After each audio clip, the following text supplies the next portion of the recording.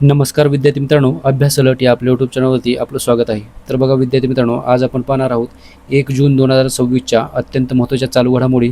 तर व्हिडिओ पहिल्यापासून शेवटपर्यंत पाहण्याचा प्रयत्न करा. अतिशय महत्त्वाचे आणि निवडक प्रश्न असणार आहेत, जे की तुम्हाला कोणत्याही स्पर्धा परीक्षेमध्ये डायरेक्ट विचारले जाऊ शकतात. तर बघा विद्यार्थी मित्रांनो, प्रश्न क्रमांक 1 आहे, इंडियन प्रीमियर लीग म्हणजेच IPL 2026चा विजेता संघ कोणता ठरला आहे?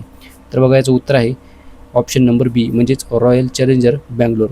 तर RCB हा संघ इंडियन प्रीमियर लीग म्हणजेच IPL 2026चा विजेता संघ ठरलेला आहे. ओके, तर लक्षात ठेवा, महत्त्वाचा प्रश्न आहे बघा. बघूयात आपण. इंडियन प्रीमियर लीग म्हणजेच IPL 2026चा विजेता संघ हा रॉयल चॅलेंजर बँगलोर हा ठरलेला आहे. 31 मे 2026 रोजी अहमदाबाद येथील नरेंद्र मोदी स्टेडियमवर खेळल्या गेलेल्या अंतिम सामन्यामध्ये RCBने गुजरात टायटन्सचा 5 गडी राखून पराभव केलेला आहे आणि RCBने सलग दुसऱ्यांदा IPLचे विजेतेपद पटकावून इतिहास रचलेला आहे. ओके, बघा याचा सामनावीर ठरला आहे म्हणजेच player of the match Virat Kohli ठरलेला आहे. तसेच ऑरेंज कप भेटलेला आहे वैभव सूर्यवंशीला. पर्पल कप भेटलेली आहे कागिसो रबाडा याला आणि मोस्ट व्हॅल्युएबल प्लेअर आहे Vaibhav Suryavanshi. Fair play award हा भेटलेला आहे पंजाब किंग्स यांना, या टीमला. ओके, तर लक्षात ठेवा. चला पुढचा प्रश्न बघूयात आपण. प्रश्न क्रमांक 2 आहे बघा, सागरी उत्पादने निर्यात विकास प्राधिकरणाचे नवीन अध्यक्ष कोण बनले आहेत? तर याचं उत्तर आहे बघा पी जवाहर. पी जवाहर हे सागरी उत्पादने निर्यात विकास प्राधिकरणाचे नवीन अध्यक्ष बनलेले आहेत. चला पुढचा प्रश्न. प्रश्न क्रमांक 3 आहे, one stop multipurpose unified card कोणत्या राज्य सरकारने तयार करण्याची घोषणा केली आहे? तर बघा तेलंगणा हे याचं उत्तर आहे. तेलंगणा राज्य सरकारने one stop multipurpose unified card हे तयार करण्याची घोषणा केलेली आहे. तर बघा तेलंगणाचे मुख्यमंत्री रेवंत रेड्डी यांनी 2026च्या अखेरीस राज्यामधील प्रत्येक नागरिकासाठी हे कार्ड तयार करण्याचे आदेश संबंधित अधिकाऱ्यांना दिलेले आहेत. या एकाच कार्डमध्ये नागरिकांना मिळणारे सर्व शासकीय कल्याणकारी योजनांचे लाभ आणि विविध विभागांच्या सेवांची माहिती समाविष्ट असेल.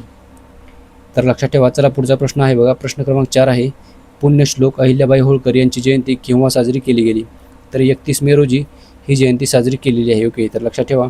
तर बघा नुकतीच 31 मे 2026 रोजी 301वी जयंती साजरी करण्यात आलेली आहे.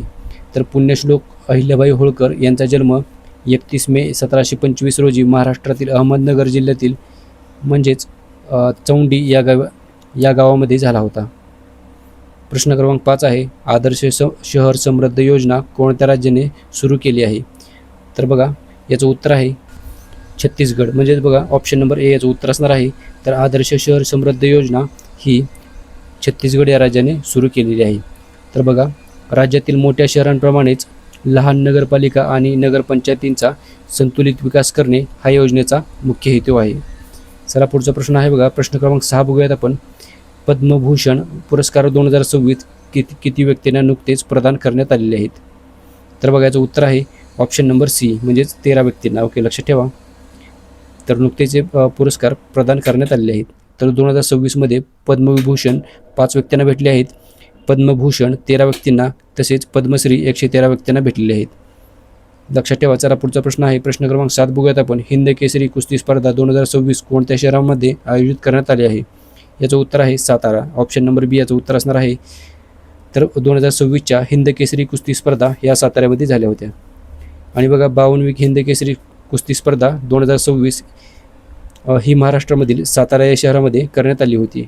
आणि बघा याचा विजेता आहे महेंद्र गायकवाड, जो की सोलापूरचा आहे आणि त्याने 52व्या किताबावर आपले नाव कोरलेले आहे आणि त्याने पुण्यातील पृथ्वीराज मोहोळचा पराभव केलेला आहे. ओके, लक्षात ठेवा. प्रश्न क्रमांक 8 आहे बघा. पहिल्या स्वदेशी 300 किलोमीटर सार्वत्रिक रॉकेट क्षेपणास्त्र प्रणालीचे नाव काय आहे? याचं उत्तर आहे तर ऑप्शन नंबर ए याचं उत्तर आहे सूर्यास्त्र हे याचं उत्तर आहे.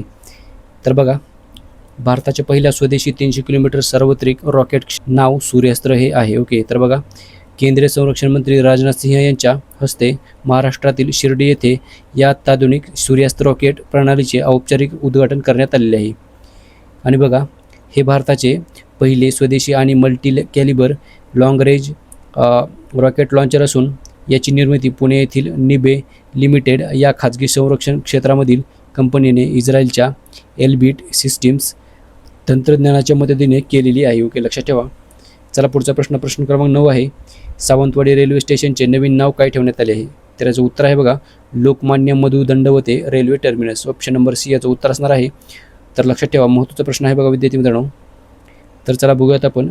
26 मे 2026 रोजी मुख्यमंत्री देवेंद्र फडणवीस यांच्या अध्यक्षतेखाली झालेल्या महाराष्ट्र राज्य मंत्रिमंडळाच्या बैठकीमध्ये या नामांतराच्या प्रस्तावाला मंजुरी देण्यात आलेली आहे. ओके, लक्षात ठेवा.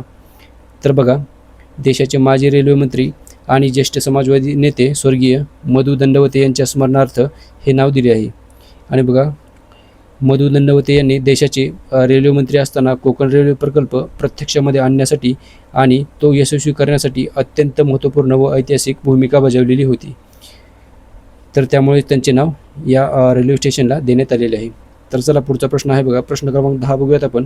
भारताचे पहिल्या खाजगी वैद्यकीय संग्रहालयाचे उद्घाटन कोणत्या राज्यामध्ये करण्यात आले आहे? याचं उत्तर आहे बघा, केरळ. म्हणजेच ऑप्शन नंबर बी याचं उत्तर असणार आहे. तर केरळ या राज्यामध्ये भारताचे पहिले खाजगी वैद्यकीय संग्रहालयाचे उद्घाटन करण्यात आलेले आहे. ओके, लक्षात ठेवा. चला बघूयात आपण. बघा, भारताचे पहिले खाजगी वैद्यकीय संग्रहालय हे केरळ राज्यातील तिरुवनंतपुरम येथील उल्लूर येथे उभारण्यात आले आहे. आणि 25 मे 2026 रोजी सुरू झालेल्या या संग्रहालयाला म्युझियम ऑफ मेडिकल आर्काइव्स असे नाव देण्यात आले आहे. ओके, लक्षात ठेवा. आणि याच प्रश्नाबरोबर आजच्या दिवसात जे करंट अफेअर्सचे प्रश्न होते ते सर्व आपण कव्हर केलेले आहेत. तर भेटूयात आपण उद्या. धन्यवाद.